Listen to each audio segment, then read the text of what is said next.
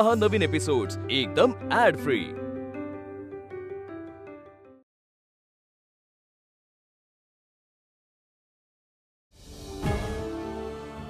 शिक्षण घ्या, संघटित व्हा आणि संघर्ष करा। भीमबाळा, तुला काय वाटतं? बाळादादाचं काम चांगलंय की आनंदाताचं चहावलं काम? नाही बाबा, मी शिकणार आहे। आणि भावांनो, तुम्ही दोघांनी बी शिकायचंय। काही घुसलं का मेंदूत तुमच्या दोघांच्या की नाही? अभ्यासही ना दुसऱ्या गोष्टीचा विचार केला तर मारून मारून तांगड्या तोडीन, समजलं ना? तू ढोल वाजू शकणार ना तू चहा विकू शकणार।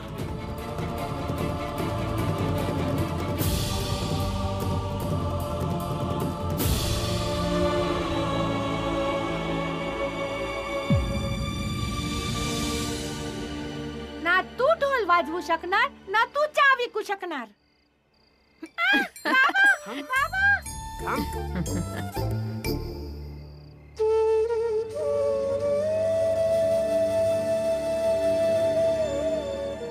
मी तुझे केस नाही कापू शकत। का? ही गोष्ट जाऊन तुझ्या बापाला विचार का मी तुझे केस का नाही कापू शकत।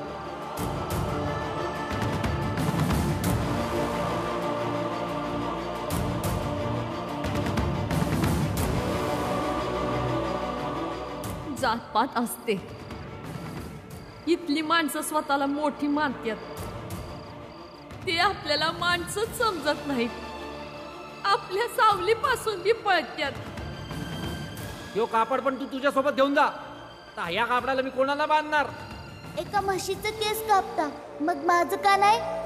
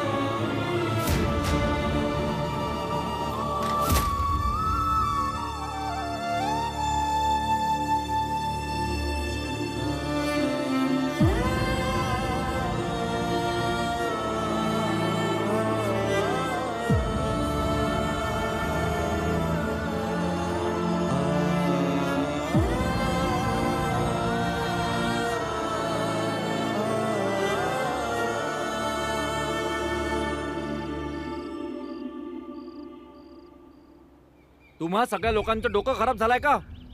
माझ्या मुलांसोबत हा कसा काय शिकणार?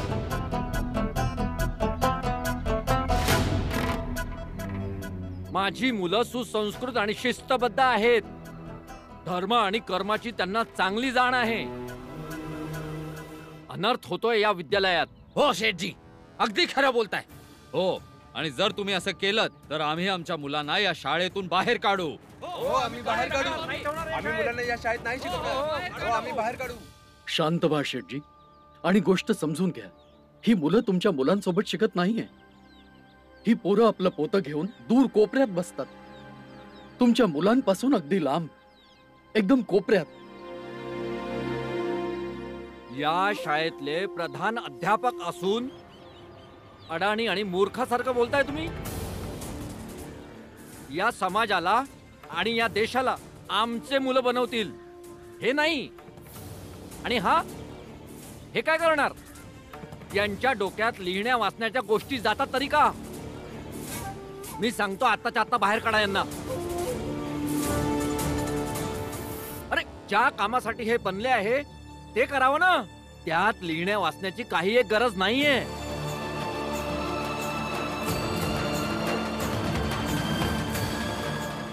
हे आमच्या धर्मात का घुसतायत? काय भावांनो, मी खोटं बोलतोय का?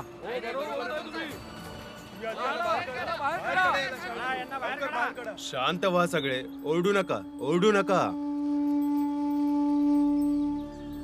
सरकारी नियम पण काही असतात की नाही? आता जातीपातीच्या आधारावर कोणत्याही मुलाला आम्ही बाहेर नाही काढू शकत ना. नियमाच्या विरुद्ध होईल. बरोबर ना गुरुजी?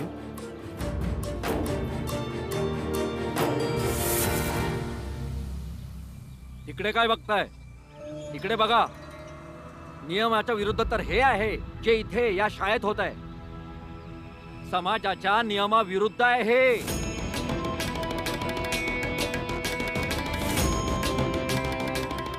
इंग्रजांना काय माहिती आपल्या समाजाच्या, आपल्या जातीबद्दल?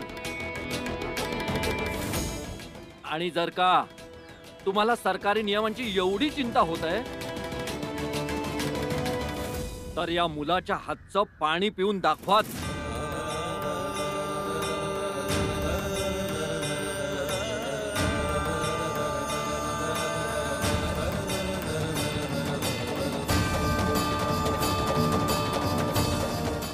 मग मानीन तुम्हाला.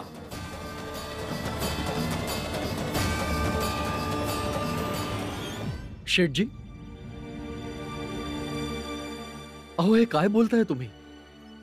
इथे शिक्षण घेणं आणि पाणी पिणं या दोन वेगळ्या गोष्टी आहेत. मी इथे तुमच्या फालतू गोष्टी ऐकायला आलेलो नाहीये.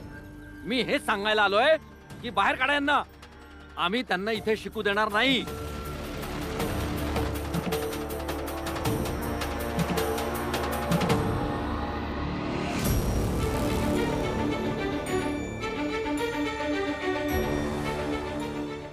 आम्ही शाळा सोडून निघून जाऊ आणि पुन्हा कधीच येणार नाही, पण एका शर्तीवर.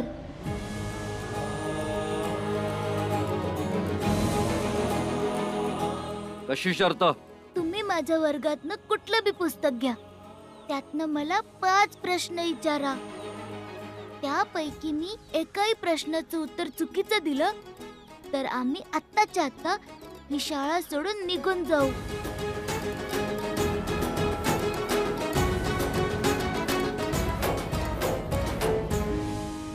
आणि जर मी 5 पैकी 5ही उत्तर बरोबर दिली ना तर तुम्ही या शाळेत कधीच यायचं नाही, आम्हासनी बाहेर काढायला.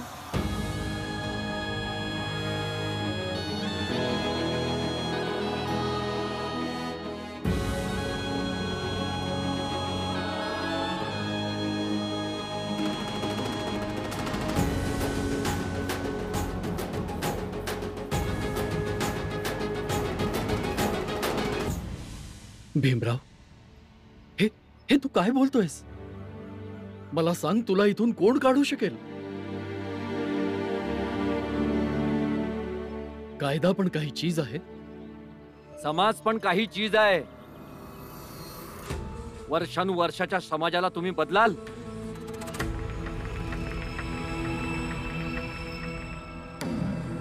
मला शर्त मंजूर आहे.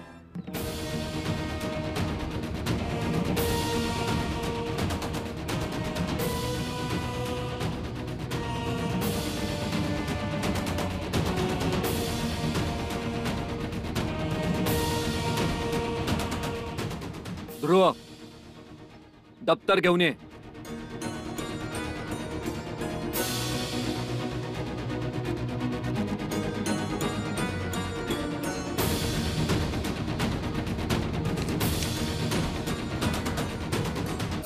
चल सांग, संस्कृत वर्णमालेत किती स्वर आणि किती व्यंजन आहेत?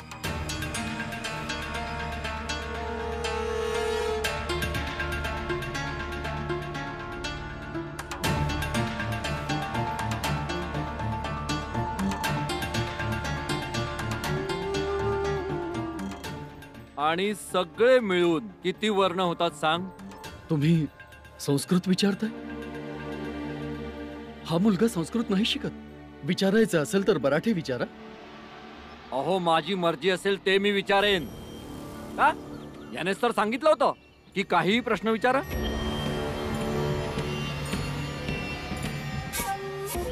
उत्तर दे, नाहीतर घरी जा. संस्कृत वर्णमालेत एकूण 13 स्वर, 33 व्यंजन आणि 4 आयोग आहेत.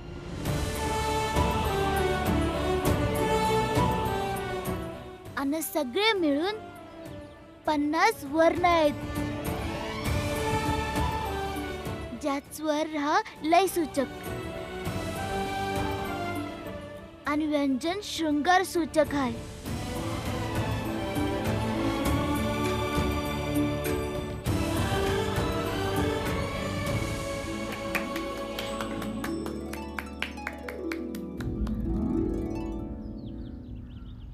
हा संस्कृत कसा शिकला?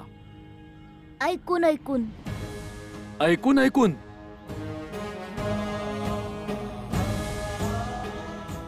का शेठजी, आता काय याचा कान उपटणार? दुसरा प्रश्न विचारा.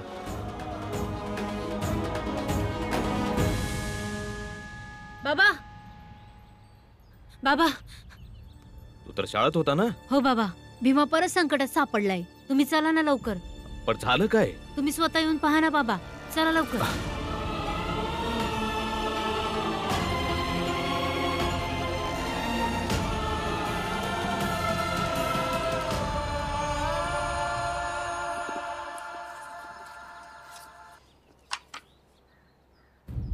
अठरावा पाडा म्हण.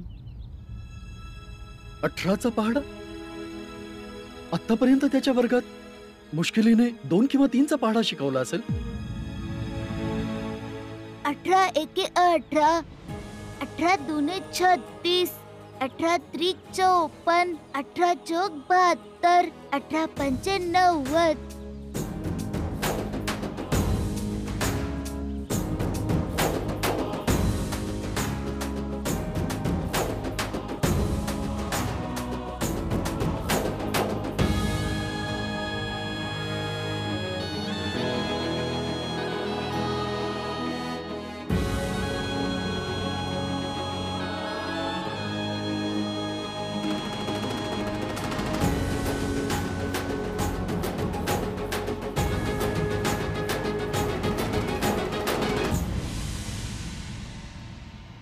उघड उघड. आता सांगशील तर मानेन. शेठजी, 5 प्रश्नांची शर्त होती. तुम्ही 15 विचारून घेतलेत. निघून जा इथून आणि परत इथे या शाळेत या मुलांना काढायच्या इच्छेने कधी येऊ नका.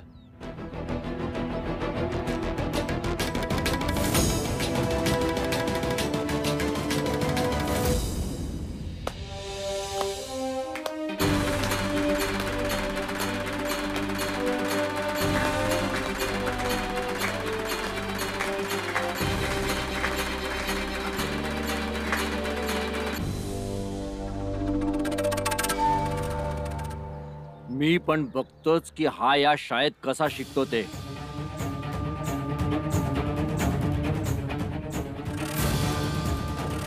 चला भावांनो.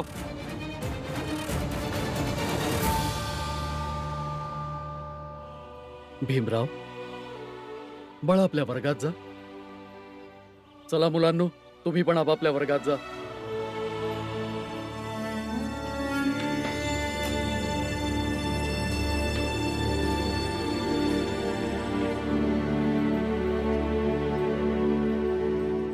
हे बघा,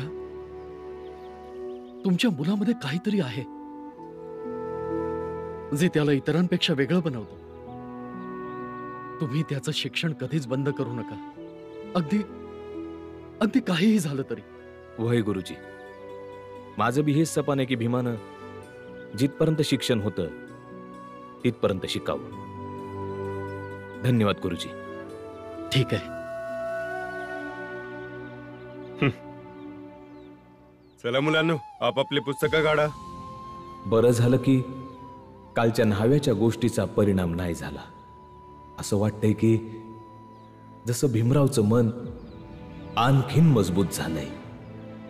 कोण आहे हा भीमराव आणि त्याचा बाप रामजी? काय करतो हा? शेठजी पहिलं दुसरीकडे राहत होता, आत्ताच नवीन नवीन आला इथं. ऐकलंय की सुभेदार होता कंपनीच्या पलटणीत, रिटायर होऊन इथं आलाय. अच्छा, सुभेदार असण्याचा रोप त्याच्या पोरात पण दिसतोच आहे. नाहीतर या लोकात एवढी हिंमत आली कुठून? भराचं पोरग आणि आयत डोळ्याभराची. असो, आता आला ना आपल्या इलाक्यात, पाहून घेऊ त्याला. नजर ठेवा त्याच्यावर. जी शेठजी. भाई शेठजी.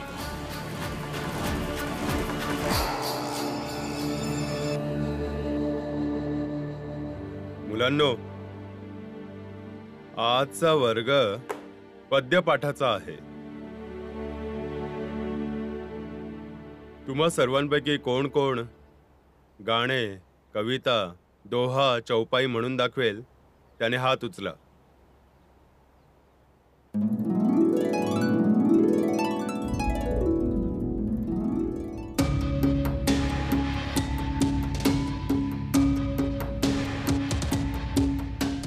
अच्छा, तुला पद्य पण येतं? हो गुरुजी. अरे, जर तुला सगळंच येतं तर मग तू शाळेत काय येतोयस? गुरुजी, जे मला येतं ते मी तुम्हाला सांगतो, आणि जे येत नाही ते तुमच्याकडून शिकतो, म्हणून शाळेत येतो.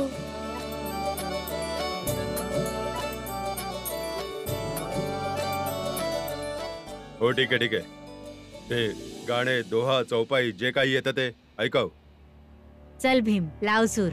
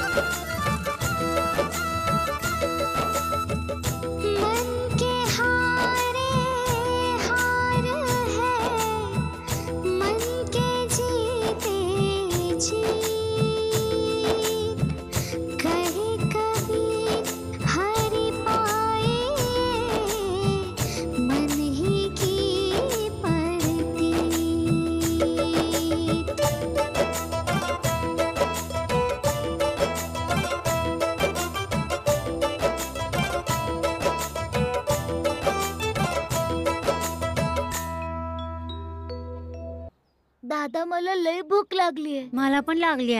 चल दादा, हे उघडून दे ना.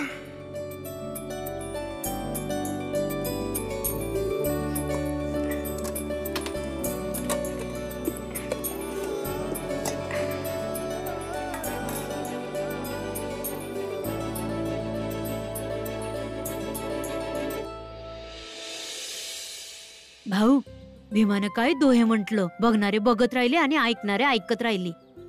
आपल्या भीमाने आपल्या दोघांचं नाव रोशन केलं शाळेत. त्याला काही तोडच नव्हती. भीमा, आज तू माझ्या वाटणीचं खाल्लंस ना तरी चालन मला. माझं तर त्यानंच पोट भरलंय. हे घे. माझा पण वाटा पाहिजे? नाही नाही, मी माझंच खाईन.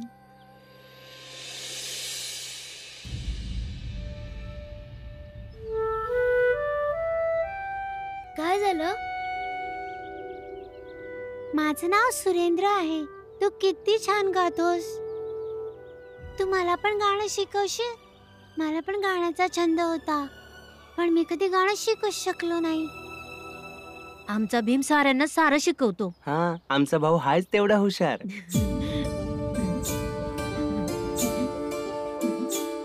तुला अडचण नाही येणार माझ्याकडून शिकायला? तुझ्या घरातले मनाई नाही करणार? तू दुरूनच गा आणि मी अभ्यास करीन. तुला हात लावला तेव्हाच अडचण येईल ना कुणाला. मग ठीक आहे.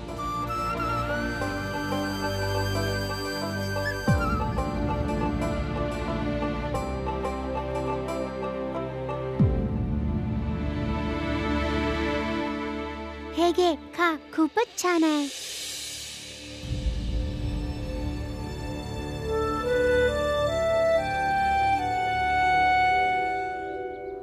आमच्या जवळ खाण्याचं आहे, तू तुझं खा.